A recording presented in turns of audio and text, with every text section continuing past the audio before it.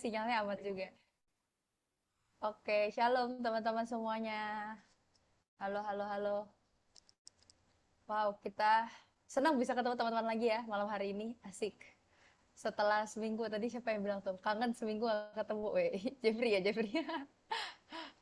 Ya, jadi kita malam hari ini ketemu lagi nih teman-teman. Kita mau belajar bareng-bareng.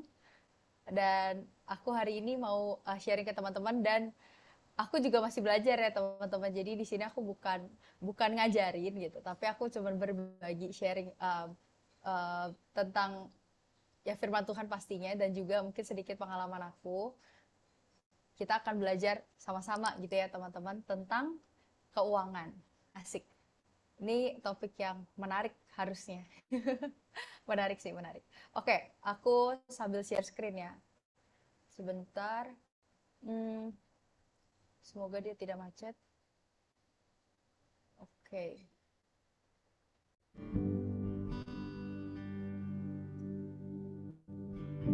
Oke, udah aman ya teman-teman? Kelihatan ya?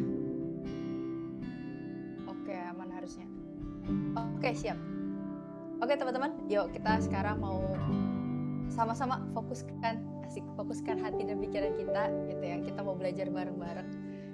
Kalau misalnya nanti dari apa yang aku sharingin ini ternyata ada yang ngeganjel gitu ya teman-teman ya, atau ada yang kok gini sih gitu misalnya, itu boleh banget PC ke aku gitu ya. Nanti kita bisa ngobrol ataupun nanti bisa didiskusiin gitu ya di kelompok di kelompok kecilnya masing-masing gitu. Karena kemungkinan besar setiap orang punya persepsi yang berbeda-beda gitu ya. Tapi yang pastinya ya aku tetap kiblatnya tuh ke firman Tuhan dong pastinya ya. Oke, tapi sebelum itu aku mau mastiin ini musiknya kekencangan kah atau udah cukup aman? Aman ya? Oke, siap. Oke, aku mulai ya teman-teman. Hari ini kita bahas temanya tentang keuangan yang merdeka. Oke, kita mulai. Nah, sebelum kita lanjut teman-teman, kita mau baca dulu nih ayat yang jadi pedoman kita dalam pembahasan tentang keuangan ini. Jadi itu ada di Lukas 16 ayat 10 yang berkata, barang siapa setia dalam perkara-perkara kecil, ia setia juga dalam perkara-perkara besar. Dan barang siapa tidak benar dalam perkara-perkara kecil, ia tidak benar juga dalam perkara-perkara besar. Ayat selanjutnya itu masih di pasal yang sama tapi ayat ke-13, seorang hamba tidak dapat mengabdi kepada dua tuan, karena jika demikian ia akan membenci yang seorang dan mengasihi yang lain, atau ia akan setia kepada yang seorang dan tidak mengindahkan yang lain. Kamu tidak dapat mengabdi kepada Allah dan kepada Mammon. Oke.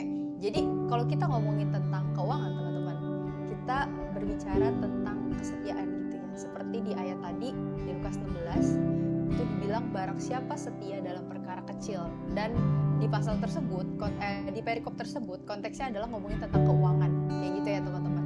Jadi di firman Tuhan tuh jelas dikatakan kalau sebenarnya uang itu adalah hal kecil gitu, hal kecil, tapi ketika kita gak mengerti gimana cara kita bagaimana seharusnya hubungan kita dengan uang gitu ya yang benar, itu akan menghancurkan hidup kita gitu ya. Walaupun hal kecil tapi bisa menghancurkan hidup kita kayak gitu. Makanya kenapa di Disciple Born Again atau di SMK Berakar ini ya, kita kan sebenarnya bahas tentang dasar-dasar kekristenan gitu ya secara garis besar. Kok ada tema tentang keuangan sih Kak gitu ya? Karena keuangan ini tadi hal yang kecil, tapi kalau kita nggak ngerti hubungannya yang benar sama hidup kita tuh kayak gimana sih gitu ya, ngomongin tentang keuangan itu akan menghancurkan hidup kita kayak gitu ya teman-teman. Makanya kenapa di sini teman-teman perlu ingat juga kalau kita ngomongin tentang uang, menurut Alkitab pertama itu adalah sebenarnya hal yang kecil, tapi butuh kesetiaan gitu ya. Makanya di sini yang utamanya itu adalah kita belajar gimana kita bisa setia gitu ya. Ada beberapa hal yang nanti akan kita bahas tentang setianya itu dalam hal apa aja sih Kak kalau di keuangan kayak gitu ya. Nah, oke, jadi kita langsung masuk aja teman-teman. Oh ya, sebelum masuk ini ada satu kalimat gitu ya, kayak quotes gitu lah ya teman-teman. Kita baca sama-sama ya. 1, 2, 3. Uang adalah tuan yang jahat, tapi hamba yang baik. Sekali lagi kita baca. Uang adalah tuan yang jahat, tapi hamba yang baik. Kayak gitu. Jadi, nah di sini jelas ya, kalau di kalimat ini kita bisa ngelihat gimana seharusnya hubungan kita dengan uang gitu.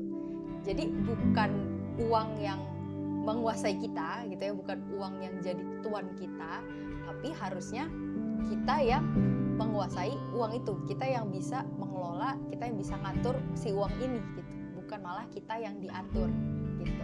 Karena akan bahaya itu tadi itu ya, kalau uangnya itu yang mengatur kita, jadi dia tuh tuan yang jahat gitu. Tapi ketika kita yang mengatur uang, dia tuh hamba yang baik kok gitu kan. Oke, jadi prinsip yang pertama yang kita mau belajar sama-sama teman-teman adalah tentang setia. Setianya dalam hal menerima gitu ya, dalam hal menerima. Jadi pertama kita perlu sadar sama-sama teman-teman, selalu sadar gitu ya, selalu sadar kalau Tuhan itu yang mencukupkan gitu.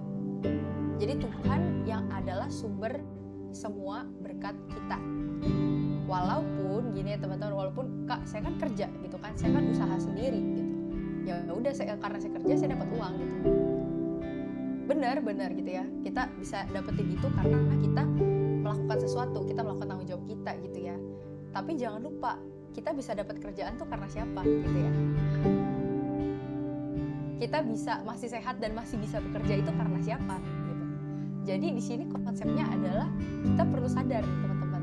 Kita perlu sadar terus, selalu sadar kalau Tuhan itu sumber semuanya gitu. Tuhan itu sumber berkat kita juga gitu ya. Walaupun kita tetap harus bekerja juga. Nanti kita akan bahas juga. Oke. Jadi yang pertama ini kita sadar terus ya teman-teman kalau sumbernya itu adalah Tuhan gitu. Jadi karena semuanya milik Tuhan. Amin. Oke, jadi yang keduanya ini tentang masih setia menerima ya. Selain tadi kita menyadari kalau misalnya itu dari Tuhan, yang keduanya adalah kita rajin bekerja atau melakukan bagian kita gitu ya bahasanya. Karena di firman Tuhan juga bilang nih teman-teman, di Amsal 10 ayat 4 dibilang kayak gini. Tangan yang lambat membuat miskin, tetapi tangan orang rajin menjadikan kaya. Gitu. Jadi apa yang prinsip orang dunia tentang kesuksesan itu nggak salah gitu ya. Kita harus bekerja gitu ya, kita harus banyak belajar, kita harus banyak mengasah skill kita gitu ya, supaya kita bisa punya pendapatan atau penghasilan yang lebih gitu. Atau kita mau sukses ya kita harus terus mengasah diri kita gitu ya, kita harus berjuang, kita harus berkorban gitu. Itu prinsipnya sesuai kok sama firman Tuhan gitu ya. Karena firman Tuhan juga bilang tangan orang rajin menjadikan kaya gitu. Jadi makanya kita banyak lihat juga, Kak, kok banyak sih di luar orang nggak percaya Tuhan, tapi kok dia sukses juga ya hidupnya ya, kok dia tetap diberkati ya. Gitu. Kenapa? Karena ada prinsip ini teman-teman. Kalau orangnya rajin, dia pasti kaya gitu. Nah, tapi yang membedakan kita, anak-anak Tuhan, dengan orang-orang di luar sana yang nggak percaya sama Tuhan, itu adalah, kalau aku bisa bilang ya, yang pertama, ada rasa cukup gitu untuk setiap kita gitu ya. Kalau kita percaya sama Tuhan, kita bisa tahu yang namanya rasa cukup. Kalau orang dunia, kalau teman-teman tahu ya, kalau ngikutin gitu ya perkembangan kayak misalnya, wah umur 100 juta pertama pada umur 20 tahun gitu ya, 1M pertama 24 tahun, kita insecure jadinya ya, saya nggak punya tabungan kayak gitu kan. Ya, dan itu akhirnya bikin anak-anak sekarang tuh nggak pernah puas hidupnya gitu. Dan pada akhirnya uang itu yang menguasai dia gitu, karena dia melakukan berbagai cara, pokoknya bekerja serajin-rajinnya, sekuat-kuatnya supaya dia bisa mencapai kekayaan yang dia mau kayak gitu. Nah, tapi beda dengan kita sebagai kita anak-anak Tuhan ya teman-teman. Kita tetap harus rajin ya, karena prinsipnya ini loh, ingat kalau kita malas itu udah pasti kita miskin gitu ya. Itu firman Tuhan bilang deh, tangan yang lambat membuat miskin. Nah, kita harus jadi orang yang rajin gitu. Kita harus jadi orang yang rajin, itu yang akan menjadikan kaya. Jadi kita nggak bisa cuman tahu dan mengimani prinsip yang pertama kalau Tuhan yang akan memberkati kita, tapi kita juga harus menghidupi prinsip yang kedua ini teman-teman. Gimana kalau bagian kita adalah rajin bekerja kayak gitu, rajin bekerja tapi tetap dengan ingat semuanya itu dari Tuhan kayak gitu teman-teman. Nah selain tadi kita ngomongin tentang cukup, yang kedua juga adalah kita sebagai anak-anak Tuhan. Ini aku alamin pribadi juga ya. Kita sebagai anak-anak Tuhan, yang membedakan kita dengan orang di luar adalah kok hilang ya? Tunggu. Tiba-tiba hilang dia. Oh iya, maksudnya di dalam hidup kita tuh kita selalu merasakan damai sejahtera gitu ya teman. Jadi kalau orang di luaran gitu ya yang gak kenal Tuhan, banyak ketakutan gitu ya. Semakin banyak harta, semakin susah tidur gitu. Semakin banyak harta, semakin gak bisa menikmati gitu ya. Bersyukurlah kita sebagai anak-anak Tuhan gitu ya. Ketika kita tahu ya semua tuh berkat dari Tuhan. Kayak Ayub ya, Tuhan yang memberi, Tuhan yang mengambil. Terpujilah nama Tuhan. Nah itu harusnya yang kita terus ingat juga teman-teman. Kita tetap rajin bekerja, melakukan bagian kita. Kita percaya kalau semuanya itu emang dari Tuhan gitu. Jadi seamit-amitnya itu diambil dari kita tetap punya damai sejahtera gitu. Karena kita tahu ini bagian dari rencana Tuhan gitu ya teman-teman. Ada amin? Asik. Oke, jadi aku sambil lanjut ya teman-teman. Ya, jadi ingat dua hal ini ya teman-teman. Jadi poin pertama tentang setia menerima. Kalau berkat itu sumbernya dari Tuhan, dan kedua kita melakukan bagian kita untuk rajin bekerja, gitu. Nah, terus kita bahas juga teman-teman tentang setia memberi, gitu ya. Jadi bukan hanya menerima doang, tetapi juga kita belajar gimana sih sebagai anak-anaknya Tuhan, kita juga belajar untuk setia memberi, gitu ya. Nah, memberinya ini aku ada bagi dalam beberapa kategori gitu ya teman-teman. Ini konsepnya yang pertama itu adalah di dalam gereja gitu. Nah, teman-teman pasti gereja masing-masing juga tahu ya, ada berbagai macam persembahan, berbagai macam bentuk persembahan gitu ya. Ada yang kayak perpuluhan, ada persembahan apa sih? Misalnya pembangunan gereja, atau persembahan diakonia, persembahan G2000, persembahan bla bla bla gitu. Banyak ya kalau di gereja gitu. Tapi ini aku ambil beberapa contoh aja, dan ya kita mulai dari yang pertama, yaitu tentang persepuluhan gitu ya. Jadi kita setia memberi dalam hal persepuluhan. Itu simpelnya adalah mengembalikan 10% dari penghasilan kita atau dari apa yang kita dapat gitu ya teman-teman. Di firman Tuhan bilang nih teman-teman, Maleakhi 3 ayat 10, bawalah seluruh persembahan persepuluhan itu ke dalam rumah perbendaharaan supaya ada persediaan makanan di rumahku. Dan pujilah aku firman Tuhan semesta alam. Apakah aku tidak membukakan bagimu tingkap-tingkap langit dan mencurahkan berkat kepadamu sampai berkelimpahan? Gitu ya. Jadi kalau di perjanjian lama ini emang banyak sih kisah-kisah gimana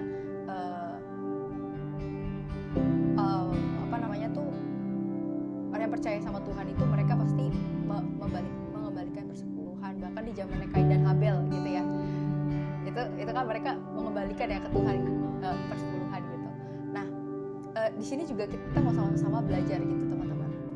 Tapi mungkin di antara teman-teman kayak ada yang pro dan kontra tentang persepuluhan gitu ya. Mungkin di gereja masing-masing pun pengajarannya berbeda gitu. Tapi kalau aku pribadi dan apa yang aku hidupi sampai saat ini, dari aku pribadi, kesaksian sedikit, aku belajar untuk memberikan persepuluhan itu dari aku SMP gitu ya teman-teman. Karena kebetulan orang tua aku itu hamba Tuhan gitu ya.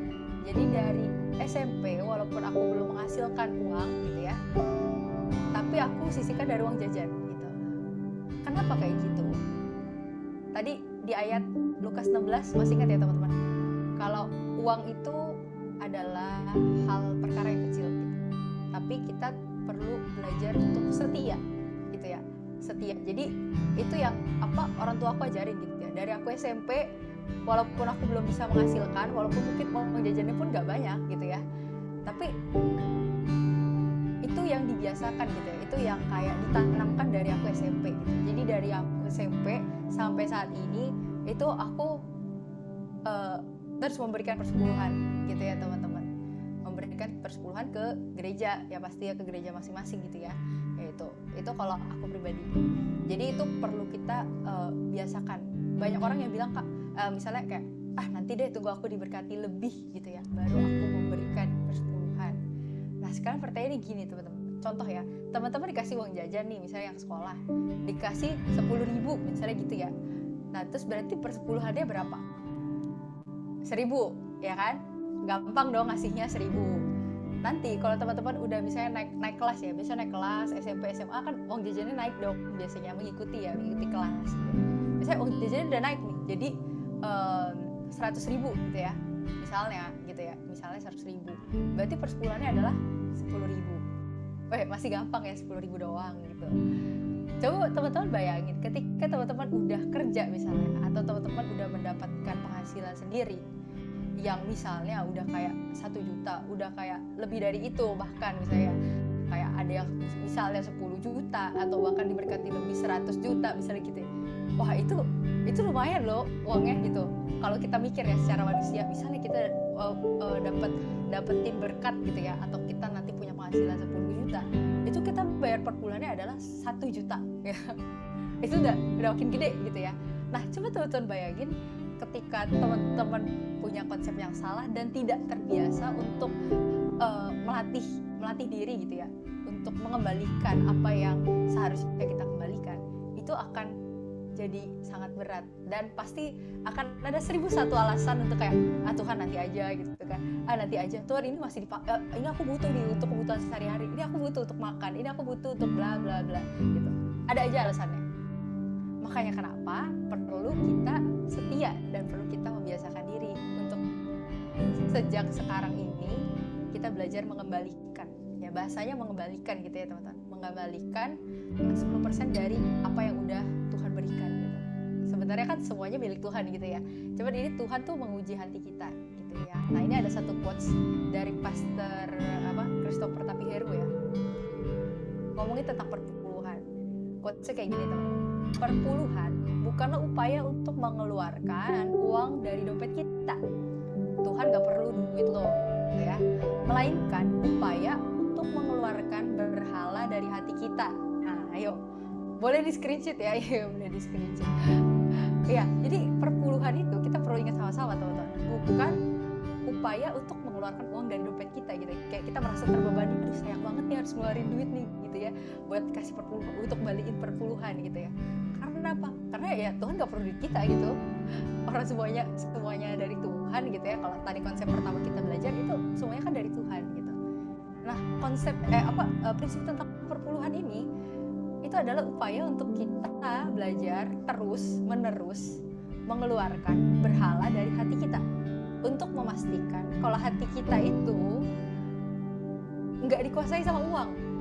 Ketika kita udah berat hati untuk memberi, berat hati untuk mengembalikan perpuluhan, ayo coba ditanya lagi hatinya gitu ya. Jadi uang ini hambanya kita atau terbalik, kita yang jadi hamba uang? Ayo gitu ya teman-teman. Jadi kita perlu terus ingat ketika kita mengembalikan perpuluhan, ini merupakan bukti dan latihan untuk diri kita sendiri, untuk memastikan hati kita itu bukan dikuasai oleh uang gitu ya teman-teman. Asik, seru ya ini. Maksudnya ini aku ngomong dan aku sambil reminder diri sendiri pastinya gitu ya teman-teman, karena pasti ada saat-saat dimana kita ngerasa kayak iya ya gitu ya, kayak ngerasa sayang banget nih gitu ya, atau kayak kita ngerasa berat hati untuk memberi gitu. Pasti ada saat-saat kayak gitu, tapi kita perlu terus melatih. Makanya dibilang setia ya, dan prosesnya itu seumur hidup teman-teman. Jadi tenang aja, kita sama-sama berproses. Oke. Nah abis itu kalau di gereja ya pastinya ada persembahan lainnya gitu ya, yang tadi aku udah sebutin, dan aku yakin di gereja teman-teman ya mungkin namanya beda-beda dan macamnya pun beda-beda gitu ya. Nah tapi di situ kita belajar untuk setia memberi gitu ya teman-teman. Nah kalau misalnya kita ngomongin di luar gereja gitu ya, karena memberi kan bukan hanya di gereja aja, tapi di luar gereja juga kita belajar untuk memberi ke orang-orang yang membutuhkan gitu ya.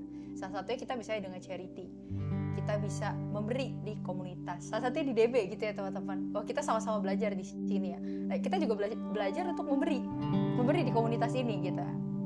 Ya ini konteksnya uang ya, kita kalau kita ya kita belajar untuk setia memberi juga.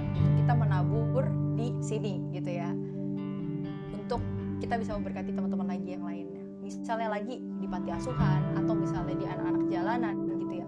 Mungkin gereja teman-teman ada yang kayak melakukan pelayanan kayak gini gitu ya, ke panti asuhan, ke anak jalanan, itu orang-orang yang membutuhkan kayak gitu ya, ke panti jompo dan lain-lain. Itu banyak banget gitu. Jadi kita bisa juga belajar memberi di luar gereja gitu ya teman-teman. Atau kalau sekarang apa sih, kayak aplikasi-aplikasi kitabisa.com, benih baik dan lain-lain. Nah itu juga charity gitu ya teman-teman. Kita bisa berbagi ke orang-orang yang membutuhkan kayak gitu. Oke, ini kedua tentang setia memberi. Oke, nah ini ada satu quotes teman-teman. Ya aku mau kita baca bareng-bareng dong. Teman-teman boleh baca di rumah. Yuk kita baca ya, 1, 2, 3. Tidak perlu kaya untuk mulai memberi. Mulailah memberi sekarang. Asik. Sekali lagi ya, sekali lagi. 1, 2, 3. Tidak perlu kaya untuk mulai memberi. Mulailah memberi sekarang. Amin. Oke. Ya, jadi kita sama-sama belajar mulailah memberi sekarang gitu ya. Tapi ya pastinya memberi juga perlu hikmat. Nanti kita akan bahas juga teman-teman. Oke. Nah, ini kita ngomongin hikmat pasti ada hubungannya sama gimana kita mengatur gitu ya. Tadi kita setia menerima, setia memberi. Memberinya bukan kayak, oh saya diberkati Tuhan segini saya. Oh ini harus saya berikan semua nih ke orang misalnya gitu. Ya itu tetot banget ya, itu salah. Itu namanya kurang berhikmat. Karena ya pastinya kayak contoh kita juga butuh uang untuk kebutuhan hidup kita dan lain-lain. Jadi nggak mungkin kalau kita kasih semua uang kita untuk orang lain. Itu sangat tidak bijak. Oke, makanya kenapa kita belajar untuk setia mengatur teman-teman. Ya, kita belajar setia mengatur. Nah, mengatur dengan setia itu berarti apa aja sih? Yang pertama, kita memiliki rencana pengeluaran gitu ya, atau bahasa kerennya itu budgeting gitu. Budgeting. Nah, aku juga masih belajar teman-teman, masih terus belajar ya gimana untuk membuat perencanaan ini gitu. Apalagi kalau misalnya buat kita yang misalnya ya pendapatannya atau pemasukannya tuh belum pasti gitu ya. Nah itu kadang ya agak bingung sih untuk ngaturnya. Tapi nggak apa, kita sama-sama belajar. Kita perlu merencanakan pengeluaran kita gitu, supaya kita tahu ini sebenarnya yang mana yang butuh ya. Ini yang harus keluar yang mana ya. Karena kalau kita nggak rencanain, contoh paling gampang deh. Kalau kita nggak ngerencanain pengeluaran nih, contoh aku lagi pegang uang misalnya 100.000 gitu ya. Udah nih, harusnya itu buat seminggu misalnya gitu ya. Tapi hari Senin pergi sama teman gitu kan ke sekolah gitu kan. Oh jajan di kantin lah, lapar gitu ya. Besok lagi jajan lagi. Ternyata belum sampai hari Jumat itu duit udah habis. Gitu. Coba teman-teman bayangin ya, kalau misalnya nih dari hal kecil aja kayak tadi uang jajan, teman-teman tuh udah merencanakannya contoh, aku ada 100.000 untuk seminggu misalnya gitu. Ini contoh aja ya, 100.000 untuk seminggu. Berarti biar bisa cukup dalam seminggu, itu dalam sehari aku boleh jajannya segini gitu ya. Misalnya, atau aku pengen nabung nih. Oke, berarti sehari ini aku jajannya 10.000 aja. Jadi nanti sisa uangnya aku bisa tabung gitu ya. Kalau misalnya sekolahnya 5 hari, berarti kalau 10.000, 50.000, berarti aku bisa nabung 50.000 kayak gitu. Kalau teman-teman nggak rencanain kayak gitu, sudah dipastikan gitu ya, dengan sangat itu uang akan habis gitu. Bahkan kurang gitu ya. Makanya kenapa kita perlu untuk punya perencanaan. Perencanaannya simpel aja kayak tadi gitu ya. Nah terus kalau yang kedua adalah memiliki catatan pengeluaran. Catatan pengeluaran. Ini aku juga terus masih belajar ya teman-teman untuk catat. Ini keluarnya kemana aja sih ini uang gitu ya. Karena aku pribadi sebelum mencatat tuh aku pun bingung gitu ya. Kok kayaknya misalnya bulan ini kayaknya lumayan ya uangnya gitu. Kok habis semua gitu. Dan karena nggak dicatat, bingung itu habisnya kemana ya. Gitu. Jadi kayak ya udah kayak ya kalau bahasa orang ya megang uang kayak air gitu ya, kayak air pokoknya datang tiba-tiba keluar lagi habis semuanya gitu, dan kita nggak tahu kemana dia perginya gitu. Makanya kenapa kita belajar untuk mencatat pengeluaran kita. Nah terus yang ketiga teman-teman, itu memiliki tabungan dan investasi sesuai kemampuan. Tapi ini juga dengan notes ya, dengan catatan. Kita harus kalau misalnya ngomong tentang investasi, kita harus bijak juga gitu dan harus mempelajari. Jangan sampai kita bukannya untung malah buntung gitu ya bahasa kalau orang ini. gitu. Karena aku pribadi ya teman-teman, walaupun sebenarnya aku udah mengerti tentang konsep ini gitu ya, tapi ketika ada di satu titik ibaratnya ya, kita dibutakan gitu ya, dibutakan oleh uang. Aduh, itu semua teori yang udah kita pelajarin tuh jadinya hilang gitu ya teman-teman. Dan kayak dengan mudahnya percaya sama orang gitu. Ini pengalaman aku pribadi. Aku sharing ke teman-teman supaya teman-teman gak ngalamin yang sama gitu ya. Jadi intinya aku pernah tergiur dengan investasi yang ternyata bodong, intinya gitu ya. Nah, itulah bahayanya ya teman-teman. Ketika kita tuh udah dibutakan oleh uang gitu ya. Bukan cuma dibutakan oleh cinta yang bahaya, tapi ternyata dibutakan oleh uang juga bahaya gitu ya teman-teman. Dan itu pengalaman aku di tahun yang lalu gitu. Jadi masih baru gitu ya. Masih hangat-hangatnya gitu ya. Jadi dan itu jujur banget ya, maksudnya jujur itu sangat menguras tabungan gitu. Tapi puji Tuhannya nggak semua tabungan habis gitu ya. Jadi ya, jadi intinya itu di situ aku tuh kayak merasa benar-benar kayak dibutakan gitu. Jadi ketika aku ngelihat misalnya investasi segini, returnnya akan dapat segini gitu ya untungnya. Itu ibaratnya otaknya tuh udah nggak mikir lagi, oh nanti kalau misalnya nggak balik gimana ya uangnya? Nanti kalau misalnya rugi, berarti ruginya seberapa ya? Itu udah nggak mikir kayak gitu teman-teman. Jadi cuma mikirnya, oke, kalau aku masukin uang segini, aku akan dapat segini. Oh, kalau aku masukin lebih, aku bisa dapat lebih. Coba mikirnya itu adalah untungnya, tapi nggak mikirin resikonya. Wah, itu bahaya banget sih. Nah, itu kondisi dimana kemarin tuh aku kayak dibutakan sama uang gitu ya teman-teman. Itu sangat-sangat bahaya gitu. Bahkan kayak orang-orang di sekitar aku, ada beberapa kayak keluarga gitu-gitu udah kayak mewanti-wanti, kayak udah bilang, hati-hati loh, itu maksudnya nggak ada jaminan dan lain-lain, hati-hati gini-gini. Tapi karena aku dibutakan, jadi kayak apaan sih, enggak lah gitu kan. Ya gitu, ya akhirnya zong gitu ya, cuman ya udah, ya itu yang bedain ya tadi aku bilang ya, ketika kita di dalam Tuhan dan kita nggak terikat sama uang gitu ya, akhirnya aku tetap bisa ngerasain damai sejahtera dari Tuhan gitu teman-teman. Ini kesaksian aku pribadi. Jadi ketika aku harus kehilangan setengah tabungan aku, dan itu sangat lumayan, itu kayak malamnya aku tetap bisa tidur dengan nyenyak gitu ya. Wah, jadi itu puji Tuhan banget. Mungkin kalau banyak orang di luar sana kayak, wah nggak bisa tidur, wah stres, wah udah aku pengen bunuh diri, wah gitu kan. Kayak tapi puji Tuhan aku enggak. Dan itu jadi pelajaran yang sangat mahal harganya buat aku ya. Karena ya banyak uangnya gitu yang harus melayang gitu ya. Cuman nggak apa-apa, kita bisa tabungin lagi. Gitu. Tapi itu sedikit cerita dari aku ya teman-teman. Kalau kita ngomongin tentang investasi, teman-teman harus sebijak mungkin, dan kalau bisa tanya ke orang-orang sekitar kalian gitu. Jadi jangan sampai tergesa-gesa kayak pengalaman aku gitu, karena akan sangat nyesek dan menyesal sih gitu. Oke, dan yang terakhir itu adalah mengatur dengan setia itu berarti menjaga harta orang yang dipercayakan ke kita gitu. Mungkin saat ini kita belum dipercayakan lebih sama Tuhan, tapi kita belajar untuk setia dalam menjaga harta orang lain gitu ya, yang dipercayakan ke kita. Kayak gitu teman-teman. Oke. Nah, ini pasti aku yakin banget teman-teman pasti tahu juga semuanya tentang ini. Gitu ya.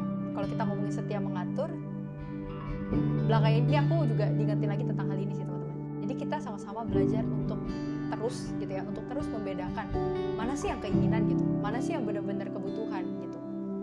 Dan kadang gitu ya, kadang dari ini pengalaman aku, kadang ketika itu menurut kita itu kebutuhan, kita juga bisa uji lagi, apakah kebutuhan ini urgent, benar-benar harus banget sekarang gitu ya, atau sebenarnya nggak urgent gitu loh, kayak ya sebulan lagi, sebenarnya setahun lagi juga nggak apa-apa sih gitu misalnya, tapi sebenarnya itu kebutuhan gitu, tapi kebutuhannya nggak urgent gitu.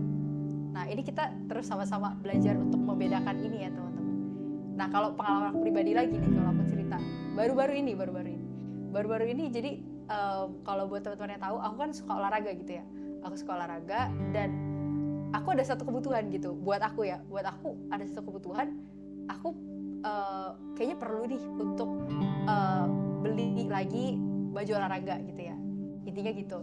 Karena aku kayak olahraga hampir tiap hari gitu kan. Tapi setelah aku berpikir lagi, sebenarnya nggak mahal sih gitu ya. Kan kita bisa beli yang murah sebenarnya. Cuman aku mikir-mikir lagi kan, butuh nggak sih sebenarnya? Tapi udah ada sih gitu ya. Udah ada beberapa sebenarnya gitu. Butuh nggak ya gitu. sampai akhirnya sampai sekarang aku nggak jadi beli sih. Maksudnya itu masih aku tunda gitu, karena buat aku itu termasuk kebutuhan aku. Buat aku ya, menurut aku itu termasuk kebutuhan, tapi sebenarnya nggak urgent banget gitu ya. Karena ya di case ini kayak intinya ya pakaian olahraga aku yang ini tuh sebenarnya cuma 2 gitu, sedangkan aku olahraga hampir tiap hari dan kayak nyuci bajunya 2 hari sekali. Jadi ada hari dimana udah habis nih belum dicuci yang ini gitu, jadi kayak ya udah pakai yang biasa kayak gitu ya. Tapi kayak gitu teman-teman, jadi kita perlu terus belajar ya gimana bedain keinginan sama kebutuhan, terus kita uji lagi ini urgent gak sih atau enggak sebenarnya kayak gitu, walaupun menurut kita itu kebutuhan.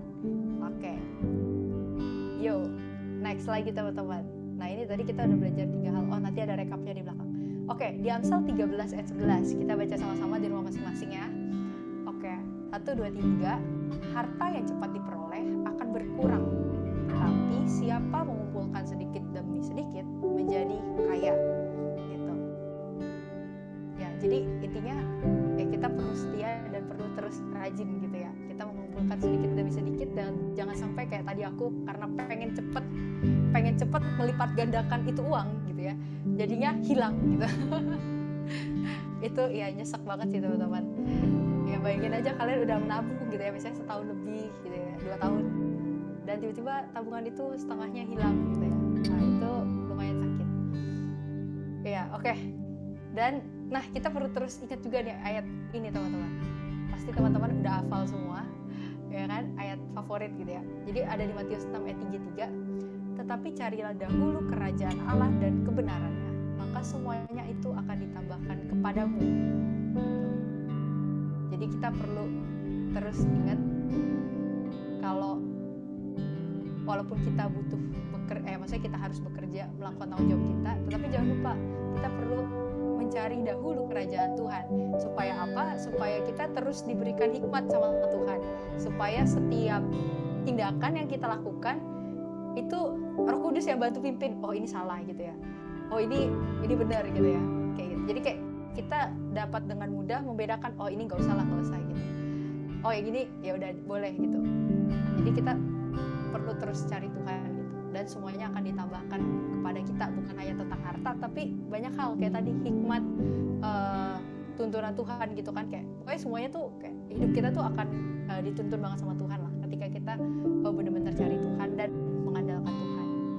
Nah, dan ini ya ada satu ayat yang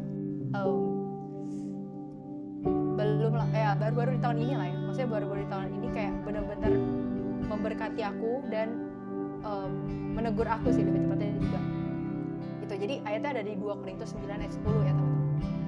Firman Tuhan bilang kayak gini, Ia yang menyediakan benih bagi penabur dan roti untuk dimakan, Ia juga yang akan menyediakan benih bagi kamu dan melipat gandakannya dan menumbuhkan buah-buah kebenaranmu.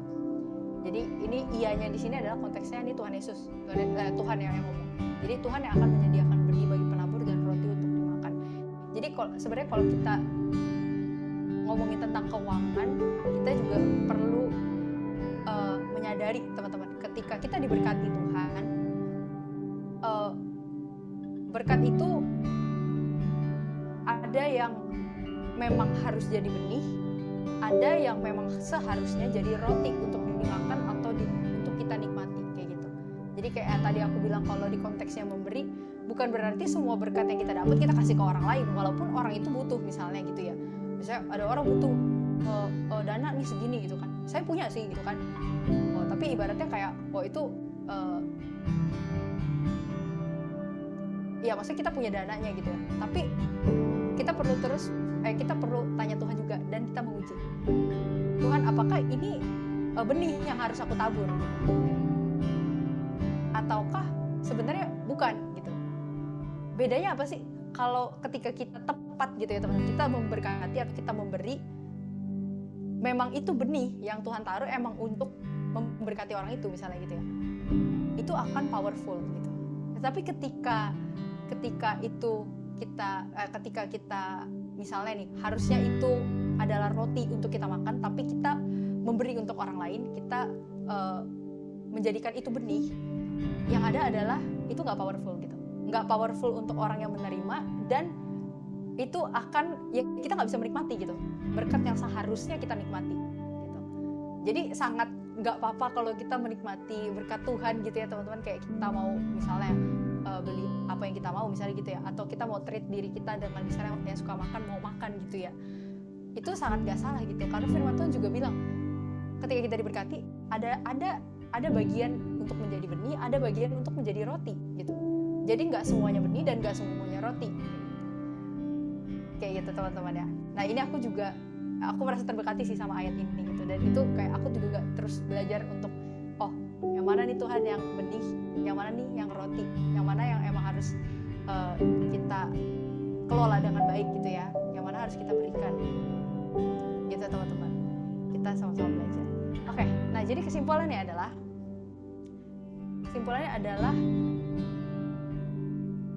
ya bagian kita teman-teman, bagian kita setiap kita anak Tuhan, bagian kita adalah untuk kita terus ingat kita mencari kerajaan Tuhan, kerajaan Allah dan kebenarannya gitu ya. Dan kita juga belajar tentang prinsip tadi, 3 prinsip tadi. Kita belajar untuk setia menerima ya, kita terus sadar kalau sumbernya itu dari Tuhan, dan kita juga rajin bekerja gitu ya.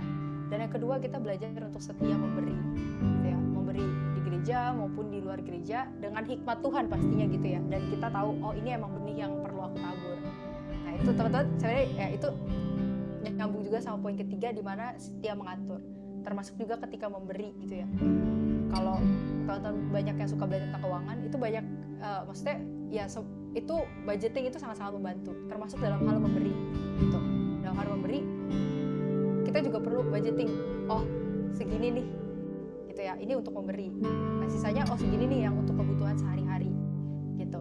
Jadi itu sangat perlu, segini yang untuk nabung gitu. Karena kalau kita nggak punya tabungan atau kita nggak punya ya itu maksudnya kita nggak kayak bahasa orang sekarang ya dana darurat dan lain-lain ya, pada akhirnya ya kita mungkin aja akan menyusahkan orang lain kayak gitu. Jadi itulah kayak hal-hal yang perlu kita pelajari bareng-bareng gitu teman-teman. Kita setia mengatur juga, dan ya Tuhan akan melakukan bagian Tuhan, yaitu menambahkan segala sesuatu yang kita perlukan kayak gitu. Tapi ya pokoknya teman-teman kita belajar sama-sama tentang hal ini, ada bagian kita dan ada bagian Tuhan. Jadi jangan hanya menuntut bagiannya Tuhan untuk memenuhi kebutuhan kita, tapi kita kayak bodoh amat dengan bagian kita, tapi ini harus berjalan beriringan gitu ya. Kita melakukan bagian kita dan ya Tuhan pasti akan melakukan bagian Tuhan. Oke, harusnya udah. Jadi ini harusnya terakhir. Jadi intinya dari Lukas pasal 16 ayat 10 sampai 13 itu bisa dirangkum dalam satu kalimat ini gitu ya. Orang yang setia dalam urusan harta akan hidup merdeka dan dipercayakan hal-hal besar. Makanya tema kita adalah keuangan yang merdeka gitu ya. Kita bisa merdeka karena kita belajar untuk setia mengatur hal kecil, perkara kecil ini gitu ya teman-teman. Dan pastinya kita kedepannya akan semakin dipercayakan hal-hal yang besar sama Tuhan, karena kita udah setia sama hal kecil, yaitu uang. Oke, ya udah itu aja sharing dari aku teman-teman. Semoga bisa memberkati. Kita sama-sama belajar dan melatih diri ya teman-teman untuk terus lakukan bagian kita. Nah, jadi ini ada beberapa pertanyaan diskusi. Ya teman-teman boleh catat dulu atau screenshot aja. Kalau teman-teman pembina harusnya ya kemarin aku udah kirim di grup. Oke, yuk kita mau tutup closing dalam doa teman-teman. Oke, yuk kita bersatu dalam doa. Tuhan Yesus, kami mengucap syukur untuk ini kami bisa sama-sama belajar Tuhan untuk setia sama perkara-perkara kecil, yaitu dalam konteks ini kami belajar tentang keuangan Tuhan, biar Tuhan yang terus memampukan kami, Tuhan yang terus memberikan kami hikmat Tuhan, supaya kami bisa belajar untuk terus setia. Kami bisa belajar untuk menempatkan dengan benar posisi uang dalam hidup kami Tuhan. Kalau kami gak mau dikuasai oleh uang, karena kami tahu kalau uang itu adalah adalah tuan yang jahat. Tapi kami mau memposisikan uang itu adalah hamba kami Tuhan. Kami yang mau belajar untuk mengatur uang dengan setia. Kami mau belajar untuk beri. Dan kami tahu Tuhan, ketika kami berhasil Tuhan untuk bisa melatih diri kami setia sama perkara kecil ini, kami percaya Tuhan akan mempercayakan lebih lagi kepada setiap kami. Dan ketika Tuhan percayakan lebih, kami juga terus berdoa kalau hikmat Tuhan terus ada dalam hidup kami, supaya kami bisa terus tahu dan terus sadar Tuhan mana yang seharusnya menjadi benih, mana yang seharusnya menjadi roti untuk kami nikmati Tuhan. Dan biar Tuhan yang terus berikan kami damai sejahtera, Tuhan yang terus berikan kami karunia untuk menikmati setiap berkat-berkat Tuhan, baik itu dalam hal keuangan maupun dalam hal lainnya Tuhan. Kami mau serahkan seluruh hidup kami Tuhan ke dalam tangan-Mu, dan biar setiap kami Tuhan malam hari ini bisa mendapatkan satu hal yang baru yang bisa kami praktekkan dalam hidup kami Tuhan. Dan biar firman ini gak cuma jadi teori untuk setiap kami Tuhan, tapi itu bisa mengubahkan hidup kami, bisa mengubahkan kehidupan keuangan kami bahkan Tuhan. Dan kami percaya hidup kami akan semakin maju, akan semakin dipakai Tuhan ketika kami terus belajar untuk setia Tuhan. Thank you Tuhan, kami serahkan waktu ke depan ke dalam tangan-Mu. Hanya di dalam nama Tuhan Yesus Kristus kami bersyukur dan berdoa. Haleluya. Amin. Thank you fams.